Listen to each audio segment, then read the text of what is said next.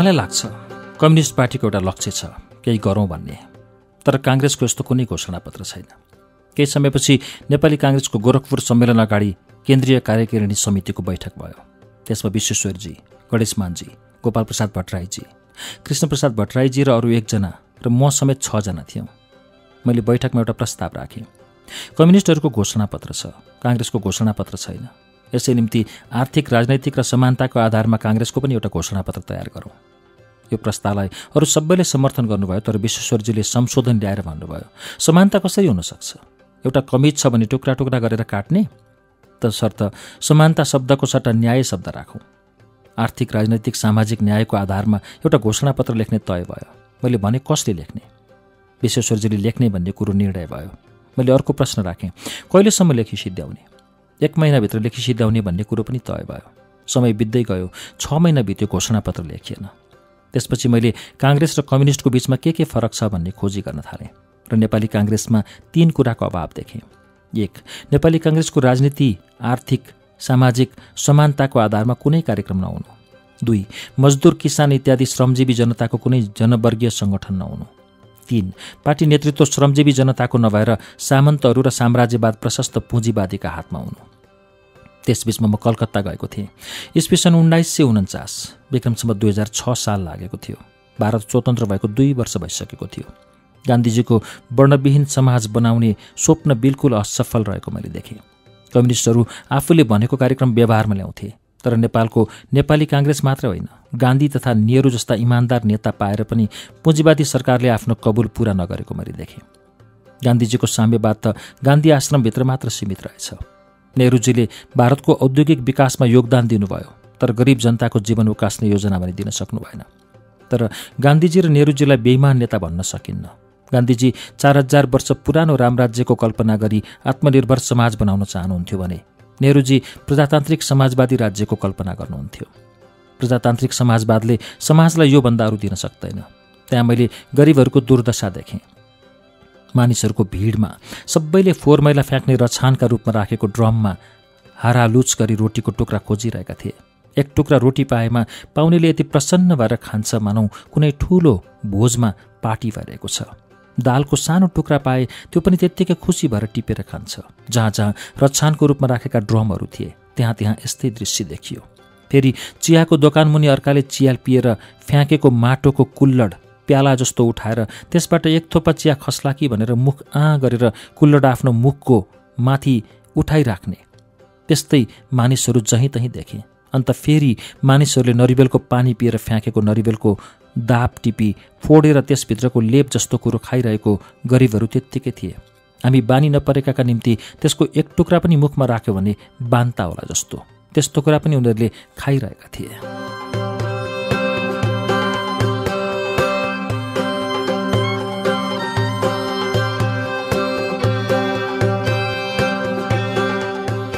अझ कहीँ त मान्छे सडकमा मर्न लागेका, उनीहरूमाथि धर्मात्माहरूले 2-4 पैसा फ्याँकेर गइरहेको केही मगन्तेहरूको लाइन, मारवाडीहरूले धर्म कमाउन बाँड्ने गरेको एउटा सुक्खा रोटीको निम्ति लाइन, त्यस्ता सारा बेहाल मैले भारतमा देखेँ। अनि सत्यनारायण पार्क हो कि के हो, त्यहाँ एउटा मारवाडीले गरिबहरूलाई लाइन राखी हरेकलाई एउटा रोटी दिनदिनै बाँड्ने गर्थ्यो। त्यस लाइनमा एउटा नेपाली देखेँ, ऊ अन्धो रहेछ। एकछिन पर्खेँ। रोटी लिएर सबै गइसकेपछि त्यस नेपालीसँग मैले सोधेँ, किन कलकत्ता आएर मागेर खाएको? उसले भन्यो, नेपालमा काम छैन, काम गरी खाउँला भनेर कलकत्ता आएको। कलकत्ता आइपुगेपछि आँखा दुख्यो। मैले औषधि उपचार गर्न सकिनँ, म अन्धो भएँ। यसैले मैले मागेर खाइरहेको छु। मलाई लाग्यो भारत स्वतन्त्र भएको 2 वर्ष भइसक्यो, यहाँ गान्धीजीको वर्णविहीन समाज बनाउने नारा किन लागू भएन? मेरो मनमा अर्को सवाल उठ्यो। कम्युनिस्टहरूले क्रान्ति गरेर आफ्नो सरकार खडा गरेपछि आफूले भनेको कुरा व्यवहारमा लागू गर्छन्, पुँजीवादी नेताहरूले आफ्नो कुरा व्यवहारमा किन लागू गर्दैनन्?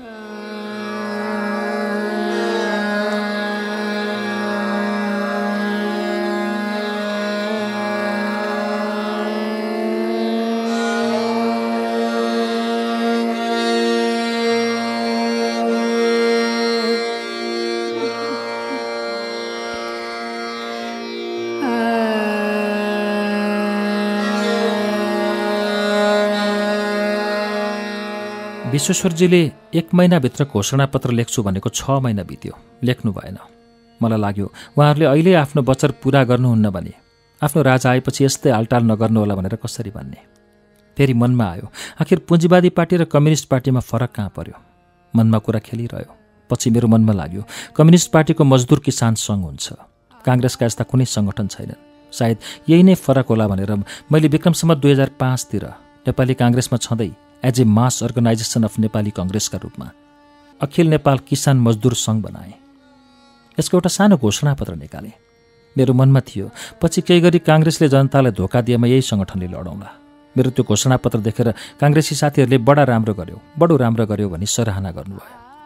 म प्राय नेपालको तराई भेगका बारा जिल्ला र रौतहट जिल्लाको ठिक जोडिएका भारतीय सिमानाभित्रका झरखोर गाउँ, रक्सोल र बैजनाथपुर र चैनपुर गाउँहरूमा बस्थेँ। एक दिन नेपालको बारा जिल्लाको सिमाना बाहिर भारतमा पर्ने झरखोर गाउँमा बस्दा काङ्ग्रेसको त्यस बेलाका अध्यक्ष मातृका बाबु भ्रमण गर्दै आउनुभयो। श्री गणेश मानजी र होराप्रसादजी उहाँको साथमा हुनुहुन्थ्यो। मैले आफ्नो त्यो सानो हस्तलिखित पुस्तिका उहाँलाई पनि देखाएँ। त्यो पुस्तिका पढेर उहाँ झस्कनु भएर भन्नुभयो, यसरी त मेरो जमिन पनि जान्छ। मैले त्यो घोषणापत्रमा एउटा बुँदा मध्यम वर्गसम्मको खेत छोडेर सामन्ती जमिन खोजेर खेतहीन र गरिब किसानहरूको परिवार पाल्न पुग्नेसम्म छोडेर बाँड्ने कुरा लेखेको थिएँ। जमिन खोज्दा सायद उहाँको पनि 50-51 बिघा जमिन पर्ने थियो। उहाँले त्यो घोषणापत्रलाई हुँदै हुन्न भन्न सक्नु भएन। उही दिनको रातभर बहस भयो। उहाँको भनाइरह्यो, यी सबै कुराहरू गर्नुपर्ने कुरा हुन्, तर अहिले होइन। क्रान्तिपछि आफ्नो सरकार खडा भएपछि त्यो सरकारले गर्ने कामहरू हुन्। मेरो भनाइरह्यो, यी सब कुराहरू अहिलेदेखि नै प्रचारमा जानुपर्छ र क्रान्ति सँगसँगै यी कुराहरू जनतामाझ पुग्नुपर्छ। मातृका बाबुका साथमा उहाँ पनि सँगसँगै जाने गणेश मानजी र होराप्रसाद जोशीले पनि मातृका बाबुको साथ दिनुभयो। बस भएका ठाउँमा गाउँबाट आएका 20-30 जना किसानहरू पनि थिए। गणेश मानजी र होराप्रसाद जोशीजी दुवैले मातृका बाबुको अडानमा सही थप्नुभयो। यसरी 3 जना नेताहरू एकापट्टि र म एक्लै अर्कापट्टि भयौँ। किसानहरूलाई मेरो कुरो सुन्दा म ठिक जस्तो लाग्यो, तर 3 जना नेताहरू अर्कापट्टि हुँदा उनीहरूलाई उहाँहरूकै कुरा पो ठिक हो कि जस्तो लाग्यो। रातभरि बहस भयो, तर न त मातृकाजीले मलाई कन्भिन्स गर्न सक्नुभयो, न त मैले उहाँलाई कन्भिन्स दिलाउन सकेँ। कुरो टुङ्गो लाग्ने सवालै भएन। बिहान सबेरै मातृका बाबु फर्कनु भयो। गणेश मानजी र होराप्रसाद जोशीजी पनि सँगै जानुभयो।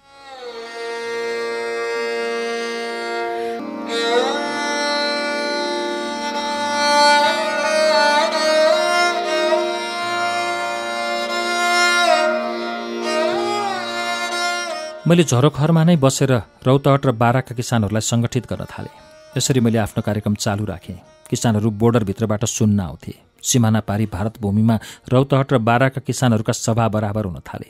मातृका बाबु फर्केको 5औं दिनमा त्यस झरोखर अफिसका इन्चार्ज मोहन सिंह कमानले मलाई भन्नुभयो, मातृका बाबुले भनेको कि काङ्ग्रेस छोडिदेऊ कि किसान मजदुर सङ्गठन गर्न छोडिदेऊ। मैले भने, यदि म गरिबहरूको उत्थान गर्ने सङ्गठन गर्न पाउँदिनँ भने किन काङ्ग्रेसमा बसिरहने? देशको दुरावस्था देखेर नै म राजनीतिमा लागेको हुँ। मलाई अरू केही इच्छा छैन, न राष्ट्रपति बन्ने, न प्रधानमन्त्री बन्ने, न मन्त्री बन्ने। ट्रेड युनियनबारे मैले बीएको कोर्समा भारतीय अर्थशास्त्रमा पढेको थिएँ। पढाउने प्राध्यापक रत्नबहादुर विष्टले यही सिलसिलामा सोभियत सङ्घको बोल्सेविक क्रान्तिमा मजदुर सङ्घको भूमिकाबारे पनि बराबर भन्ने गर्नुहुन्थ्यो र कसरी अङ्ग्रेज साम्राज्यवाद भारतको ट्रेड युनियन आन्दोलनलाई दबाउन चाहन्थ्यो भन्ने कुरो पनि सुनाउनुहुन्थ्यो। यी सबै प्रभावले मैले सोचेँ, नेपालमा पनि मजदुर किसान सङ्घ भएमा नेपाली काङ्ग्रेसले आफ्नो हातमा राज आएपछि गरिब जनतालाई दबाउन सक्ने छैन। यो एउटा रिजर्भ फोर्सको रूपमा रहनेछ। मैले यो सङ्गठन मार्फत नेपाली काङ्ग्रेसको कुनै विरोध गर्ने कार्य गरिनँ। खालि आम किसानलाई वर्गीय चेतना दिने, उनीहरूको हक हितलाई चिनाइदिने र उनीहरूलाई जागृत र सङ्गठित गर्ने कार्य गरेँ र त्यो सङ्गठित नेपाली काङ्ग्रेसको विरोधी नभई सहायक शक्तिका रूपमा विकास गर्न चाहेँ। नेपाली काङ्ग्रेसका नेताहरूले राणाशाही खत्तम गर्न चाहने अनि सामाजिक परिवर्तन नचाहने विचार बुझेर मैले नेपाली काङ्ग्रेस त्यागिदिएँ र म स्वतन्त्र रूपले आफ्नो सङ्गठनमा लागेँ। सिमाना बाहिरका किसानहरू नेपाल तराईबाट आएर मेरा कुरा सुन्थे। अफिसमा पनि मानिसहरू आउँथे। मेरो अफिस बैजनाथपुर भारतको गाउँको एउटा गरिब लोहार शिवनन्दन मिस्त्रीको ज्यासलमा थियो।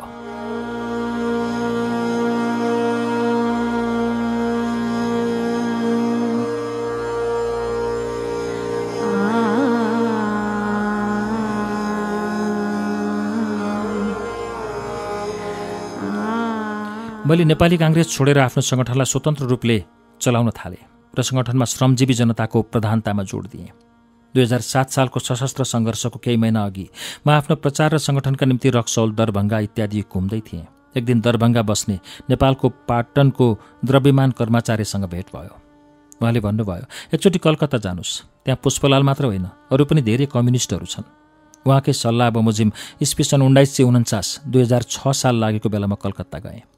एउटा नेपाली साहुको कोठीमा धेरै नेपालीहरू बस्थे। उनीहरूलाई भेट्न गएँ। त्यहाँ मेरो गौरी भक्त प्रधानसँग भेट भयो। उहाँले माथि उल्लेखित कार्यक्रम भएको मेरो पुस्तिका पढ्नुभयो र भन्नुभयो, हामी मिलेर काम गरौँ। मैले हुन्छ भने। उहाँले पुष्पलालजीसँग भेट्नुहुन्छ भनेर सोध्नुभयो। त्यो प्रस्ताव मैले पनि स्वीकार गरेँ। कलकत्ताको भिक्टोरिया मेमोरियलको मैदानमा पुष्पलालजीसँग भेट भयो। उहाँसँग मेरो नेपालमा देखादेखि भए तापनि उहाँसँग यो मेरो पहिलो भेट थियो। उहाँले मेरो मार्क्सवाद मेरो कम्युनिस्ट पार्टी भन्ने शब्दहरू बार प्रयोग गर्नुभएको सुने। मलाई आश्चर्य लाग्यो र मैले सोधेँ, के मार्क्सवाद र कम्युनिस्ट पार्टी तपाईँले नै ठेक्का लिइराख्नुपर्ने हो कि के हो? उहाँ एकछिन अकमकिएर भन्नुभयो, होइन त्यसो भनेको होइन। के भन्नुभएको त? उहाँले भन्नुभयो, हामीहरू मिलेर काम गरौँ। उहाँले पार्टीको क्लासमा सामेल हुने प्रस्ताव राख्नुभयो। मैले स्वीकार गरेँ। त्यस बेलासम्म पनि मलाई कम्युनिस्ट पार्टी नै चाहिन्छ र यसको महत्त्व हो यो भन्ने प्रष्ट भएको थिएन। कम्युनिस्ट पार्टीप्रतिको भ्रम बाँकी नै थियो। यसको मूल कारण हो इस्वीसन 1942 को अङ्ग्रेज साम्राज्यवाद भारत छोड क्विट इन्डिया मुभमेन्टमा भारतीय कम्युनिस्ट पार्टीको भूमिका। यो भारतीय स्वतन्त्रताको मूल नारा थियो। 1942 अगस्त 9 देखि म स्वयं भारतीय स्वतन्त्रताका पक्षमा थिएँ। त्यो दिन भारतमा सर्वप्रथम त्यो नारा लिएर निक्लिएको जुलुस लखनऊ विश्वविद्यालयका विद्यार्थीहरूको थियो। सबभन्दा अग्रपङ्क्तिमा म पनि थिएँ।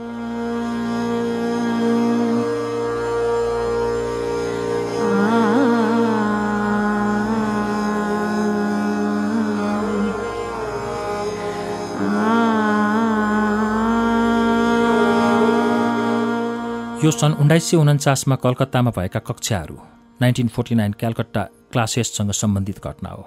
यी कक्षाहरू गर्मी सुरु हुन अघिका 3 महिना मार्च, अप्रिल र मेमा सञ्चालन भएका थिए।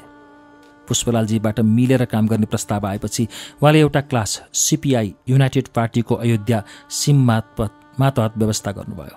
क्लासमा हिक्मत सिंह, डिपी अधिकारी र म जम्मा 3 जना थियौँ।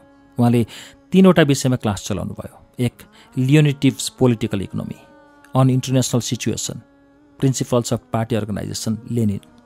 यद्यपि क्लासमा गएर म कम्युनिस्ट भन्ने विचार थिएन। त्यस क्लासमा शिक्षा लिने मात्र मेरो मनसाय थियो। भाइ साहेब कलकत्ता मजदुर आन्दोलनका नेता हुनुहुन्थ्यो।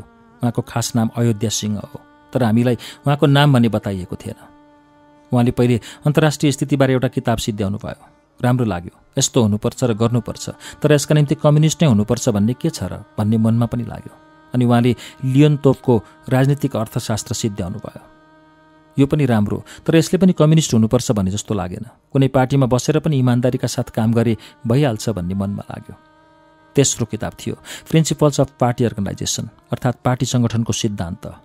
यसमा पहिलो कुरा नै पार्टीको नेतृत्व आयो। यसले भने सर्वहारा मजदुर वर्गको समस्या समाधान गर्ने भने मजदुर वर्गकै नेतृत्व आवश्यक हुन्छ। जस्तो कि नेपाली काङ्ग्रेस, त्यहाँ त लखपति करोडपति अथवा अरबपति नै नेतृत्वमा पुग्छन्। कम्युनिस्ट पार्टी नै यस्तो पार्टी हो जहाँ यस्तो नेतृत्व सम्भव छैन। यस्ता नेताहरू भित्र घुसेमा टिक्न पनि टिक्दैनन्। बिरालोका नेतृत्वमा कुखुराको रक्षा हुन सक्दैन। साँच्चै भन्ने हो भने 4वटा लक्षणहरू कम्युनिस्ट पार्टीमा हुनैपर्छ। 1 सर्वहारा मजदुर वर्गको नेतृत्व, 2 सर्वहारा दृष्टिकोण, 3 पार्टीको वर्ग आधार सर्वहारा नै हुनुपर्छ। पार्टीको कार्यक्रम र सिद्धान्त सर्वहारा वर्गकै रक्षा गर्ने खालको हुनुपर्छ। सर्वहारा नेतृत्व भन्नाले कसैको जन्म होइन, उसको क्रियाकलाप सबै सर्वहाराकरण भएको हुनुपर्छ। मार्क्स, एन्जेल्स, लेनिनको जन्म सर्वहारा कुलमा भएको होइन। मार्क्स एउटा ठूला वकिलका छोरा थिए।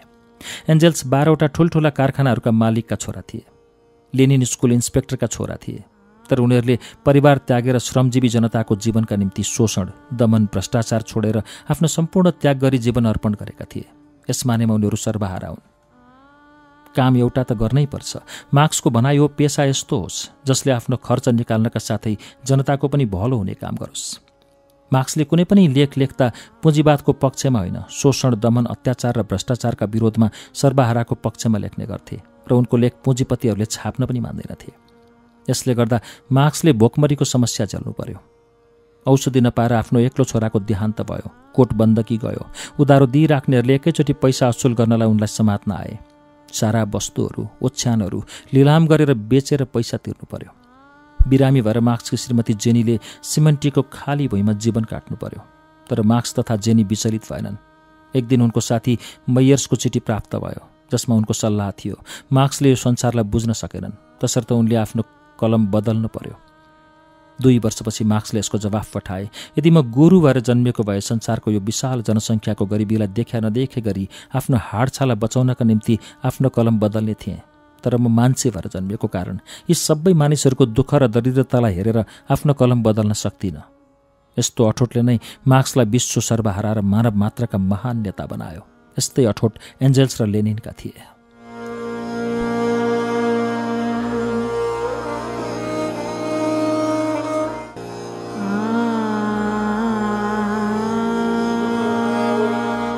यस्तो अठोटले नै मानिस अविचलित भएर यस समाजलाई बदल्ने नेता तयार हुन्छन्। हो, अवश्य अठोटको पनि वर्ग चरित्र हुन्छ। सामन्ती वर्गको सेवामा, पुँजीवादको सेवामा गरिने अठोटले फाँसीवादको जन्म दिन सक्छ। सर्वहारा मजदुर वर्गको पक्षका अठोट र अडानले नै मानिसलाई महामानव बनाउँछ। मार्क्स, एन्जेल्स, लेनिन र कतिपय कम्युनिस्ट नेताहरू महामानवको रूपमा देखा परे। नेतृत्वको वर्ग चरित्र पार्टी निर्माणका निम्ति नभई नहुने गुण हो। अर्को आवश्यक गुण हो पार्टीको वर्ग आधार। लेनिनको भनाइ छ, करोडपतिहरूले दिने लाख रुपियाँले हामीलाई कमजोर बनाउँछ, बरु गरिब जनताले दिएको 1 पैसाले पनि हाम्रो शक्ति बढाउँछ। शोषक साम्राज्यवादीहरूले चन्दा दिँदा आफूले कुन हदसम्म काम लिन सकिने भन्ने विचार गरिदिने हुन्, जबकि गरिबहरूबाट पाएको पैसाले उनीहरूप्रति हाम्रो कर्तव्य बोध गराउँछ र हाम्रो सर्वहाराप्रतिको अठोटलाई अझ सुदृढ गर्छ। सोभियत रुसमा मेन्सेभिकहरूको पतनको मूल कारण हो उनीहरूले आफ्नो अस्तित्वको मूल आधार त्यहाँका पुँजीपति वर्गलाई बनाउनु। जहाँ हामीले आफ्नो अस्तित्वको मूल आधार मजदुर वर्ग तथा सर्वहारा किसानहरूलाई बनाउँदछौँ, त्यहाँ हामीले मध्यम वर्ग तथा राष्ट्रिय पुँजीपति वर्गसँग पनि संयुक्त मोर्चा बनाउन सक्छौँ। तसर्थ हाम्रो कार्यक्रमको चरित्र पनि यस्तै हुन आवश्यक छ।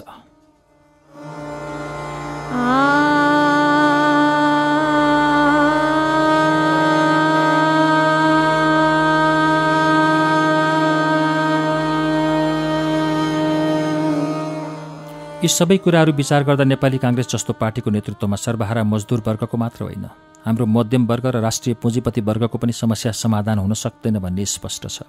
किनभने नेपाली काङ्ग्रेसको आड भरोसा भनेका नै साम्राज्यवादी तथा विदेशी एकाधिकार पुँजीवादी हुन् र देशमा उनीहरूको भरोसा भनेका सामन्ती वर्ग हुन्। एकातिर एकाधिकार पुँजीवाद विदेशी तथा साम्राज्यवादी पुँजी र विदेशी शक्तिको सेवा गर्ने, अर्कातिर जनताको पनि भलो गर्ने। एकातिर सामन्त वर्गको स्वार्थ रक्षा गर्ने, अर्कातिर आम श्रमजीवी जनताको सेवा गर्ने, दुईवटै काम एकसाथ जान सक्दैन भन्ने कुरा अहिलेसम्मको इतिहासले स्पष्ट गरेको छ। यही कुरो राप्रपा जस्तो सामन्ती पार्टीलाई पनि लागू हुन्छ।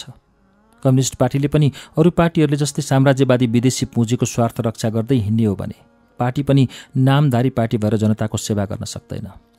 मार्क्सवादी लेनिनवादी दृष्टिकोणले लैस मजदुर वर्गीय चरित्र बोक्ने र मध्यम वर्ग तथा राष्ट्रिय पुँजीपति वर्गसँग संयुक्त मोर्चा बनाएर नै कम्युनिस्ट पार्टीले आफ्नो कर्तव्य पूरा गर्न सक्नेछ। तसर्थ कम्युनिस्ट पार्टी बनाऊ, देशको समस्या अवश्य सुल्झनेछ। साथै मार्क्सवादी लेनिनवादी दृष्टिकोण अपनाएर नै सही कम्युनिस्ट पार्टीको निर्माण हुन सक्नेछ।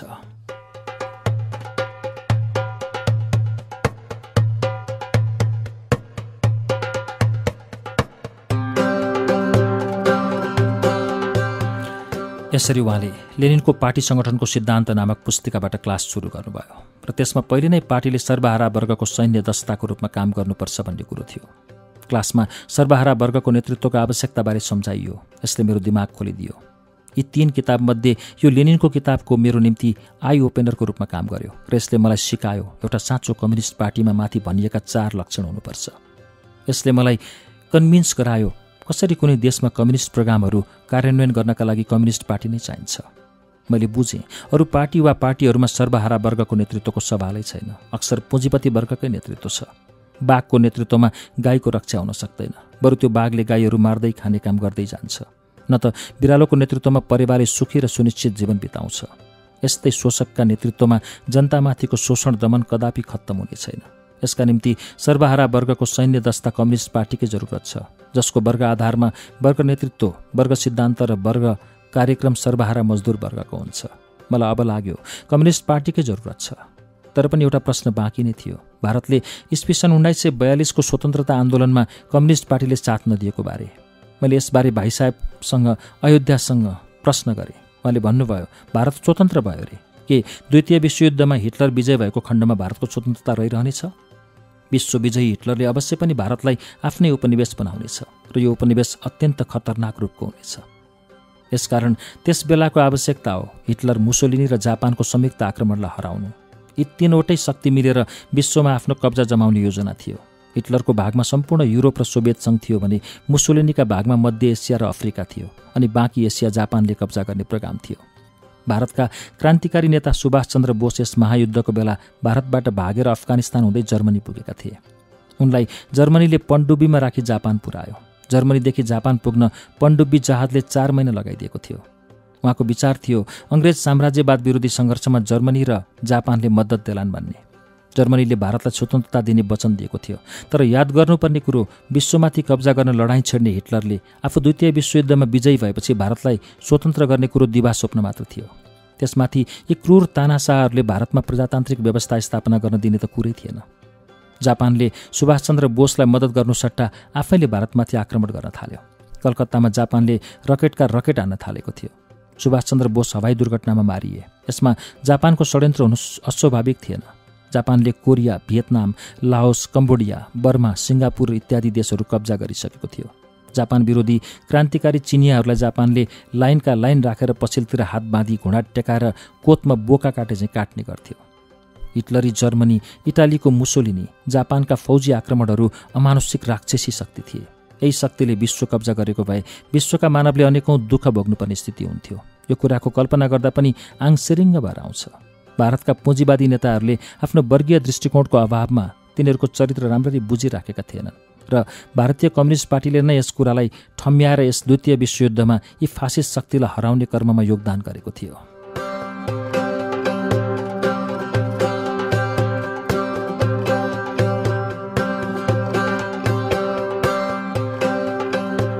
अन्तमा यो फासिस्ट शक्तिले घुँडा टेक्यो।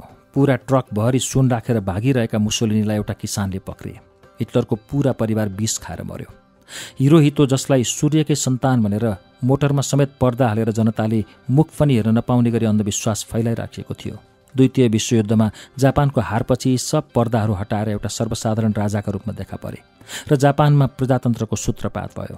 भारतीय कम्युनिस्ट पार्टीको अडान सही थियो र भाइ साहेबले 3 महिनासम्म क्लास लिएर कम्युनिस्ट पार्टीप्रतिको मेरो गलत धारणा धुजा गरेर च्यातिदिनु भयो र मेरो आँखा खोलिदिनु भयो।